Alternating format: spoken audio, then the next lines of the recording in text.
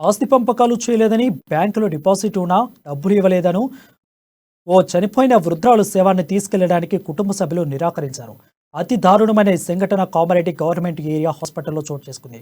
Hospital సిబ్బంది కథనం ప్రకారం జిల్లా కేంద్రంలోని ఆర్పీ నగర్ కాలనీకి చెందిన ఓ వృద్ధురాలు కిష్టవ్వ 70 సంవత్సరాల అవ్వ అనారోగ్యంతో బాధపడుతూ కుటుంబ సభ్యులు గత నెల 21వ తారీఖున కామారెడ్డి గవర్నమెంట్ ఏరియా హాస్పిటల్లో అడ్మిట్ చేశారు.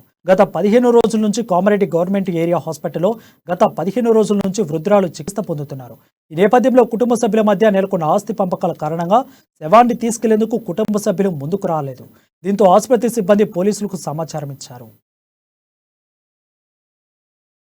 కిషోబా అనే ఆర్మీనగర్ చెందిన 70 ఏళ్ల ముసలావిడ మా దగ్గర 21వ తారీఖు రోజు అడ్మిట్ అయినారు. తనకి కుటుంబ సభ్యులు ఎవరు లేకపోవడం వల్ల ఆసుపత్రి సిబ్బంది ట్రీట్మెంట్ ఇప్పించారు.